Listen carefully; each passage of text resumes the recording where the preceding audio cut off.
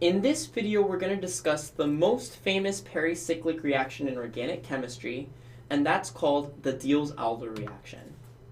So the Diels-Alder reaction is a heat-catalyzed, reversible, pericyclic reaction between two different molecules that we're going to go into more depth on, okay? Now, the one thing in common between all Diels-Alder reactions is that they're always going to yield a six-membered ring as their product. So you always know that you're going to create one new ring through the formation of a Diels-Alder reaction, okay? So we need two components plus heat to make this happen. We're going to need one, a 1,3-diene.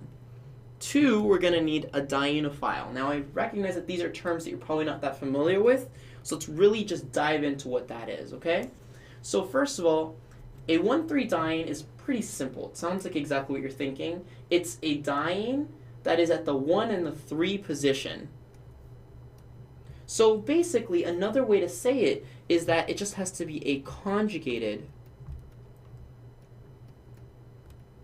diene, okay? Because if it's not 1,3, let's say that we used a 1,4-diene, then that would no longer be a conjugated diene. We would actually call that an isolated diene, because now the double bonds wouldn't be next to each other. They would have a space in between. So you can't use a 1,4-diene. That's isolated. You need to use a conjugated diene. So let's look at some examples. This first one's pretty easy. That looks like a typical diene. You can have any other R groups. The important thing is that you at least have that 1,3-diene. Here you see that we actually have a cyclic in the middle. We have a cyclic 1,3-diene because one of them starts at the 1 and one of them starts at the 3. You might be wondering, Johnny, why are you using those specific atoms to count as 1 and 3? It doesn't matter where you start. As long as you have dienes starting basically 2 carbons away from each other, right? At the 1 and at the 3, you have two double bonds starting. So that's another diene. And then here we have another example of a 1,3-diene. So I'm just trying to show you guys how 1,3-dienes can come in all shapes and sizes. We're just caring about the fact that they're conjugated to each other. Now, what's a dienophile? Well, by definition, the word phile means lover. So a dienophile would be a molecule that loves dienes. So dienophiles are actually really easy. All they are is that they are alkenes or alkynes. That's it. It's really that easy. So here, a dienophile could just be a simple cyclohexene. Just having that double bond there is a dienophile. Now notice that this next molecule here has 2 double bonds. Which part of it do you think is the dienophile?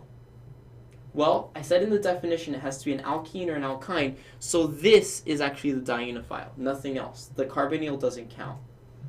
Check this out. That's weird. Did I make a mistake?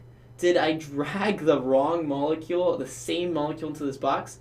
No, I didn't, because it turns out that dienes have alkenes in them, right? So that means both of these double bonds can act as dienophiles. That means you can sometimes see dimerization taking place with these reactions, where one molecule reacts as the diene and the other reacts as the dienophile, and they react together to form a dimer, or something that there's 2 of now attached to each other. So that's something we're going to be aware of. And then here's our last example. Triple bonds have pi bonds in them, so this can also be a dienophile. All right, so pretty simple so far. We know that we need a diene, a 1,3-diene. We need a dienophile. We need heat, because I told you it's a heat-catalyzed reaction. But it turns out there's a few more technicalities we have to go over before you're ready to draw these. So one is that your 1,3-diene has to be in a certain shape. You can't just use any 1,3-diene. The 1,3-diene has, for the mechanism to work, you're going to need to have your 1,3-diene rotated into what's called the S-cis or sigma-cis conformation. Now remember from Organic Chemistry 1 that sigma bonds are able to freely rotate as much as they want. Meaning that just because it's in that position now doesn't mean it will always stay there. But you have to make sure that at least it's able to rotate into the S-cis conformation momentarily. Let me show you what I mean. This diene, okay, is not rotated into S-cis. This is what we would call S-trans. Why? Because if you were to draw a dotted line along the single bond or the sigma bond, right? What you would find is that your R groups are on opposite sides, right? So that's what we call S trans, because your sigma bond is rotated in such a way that they're on opposite sides. Okay? Now, if we were to rotate that sigma bond, what we would find is that now when we draw that same line, now they're on the same side. This is what we would call S cis. Okay? And this is the way we need it to be rotated. So this would be a big no-no. You can't start off like that. In order to begin your Diels-Alder reaction, you must rotate it first into the S cis, and then you can proceed. Not that bad, okay? Now let's look at the general mechanism. The general mechanism is going to be an S cis diene, right?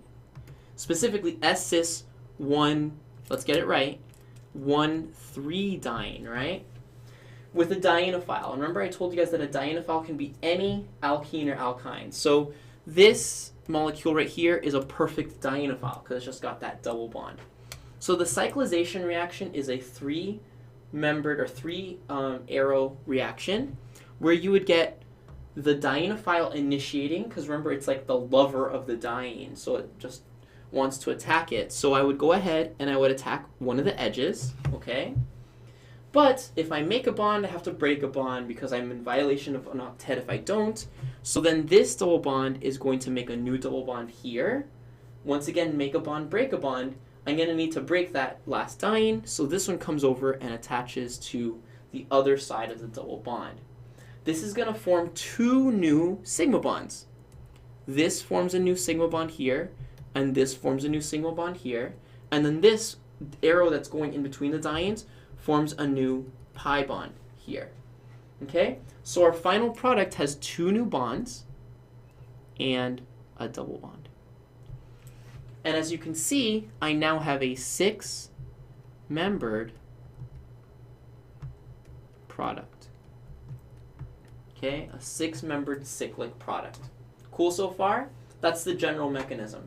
Now, there are a lot of, you could get a problem that's just that easy, but Diels-Alder can get a little bit more complicated, as I'll show you guys. And now I'm going to start layering on the complications. The first of which being, it's pretty straightforward, that the stereochemistry of all substituents must be retained.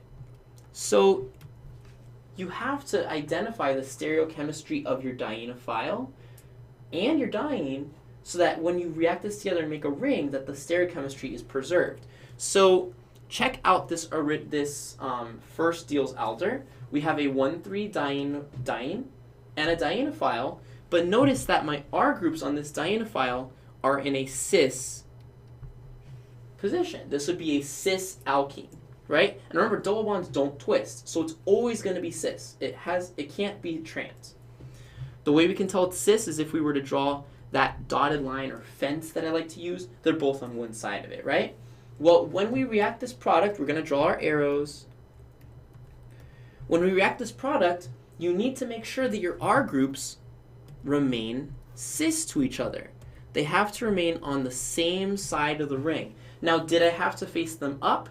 No, I could have also faced them down. The important part is that they're both facing the same exact direction. It wouldn't make sense if I put one R up and one R down, because that would look like trans, and that's not what I began with, right? Awesome, so that's pretty straightforward. In the same way, if I began with a trans double bond, as you can see this one's different, then I'm going to get a pair of enantiomers, because I'm just going to take myself out of the screen. Because as you can see, now I'm going to get trans products, but there's two different ways that those trans products could orient each other. I could get R1 in the front, but I could also get R2 in the front, just depending on how the attack works. So in this case, I would have to draw a pair of enantiomers because I have two different trans products that are possible. Okay, so this is just really basic stuff that you have to make sure you get right, and make sure you pay attention to the stereochemistry in order to get the full credit for this question, okay? So pretty easy so far, but that's not it. There's a few more complications with Diels-Alder, so let's go ahead and move on to a few more concepts.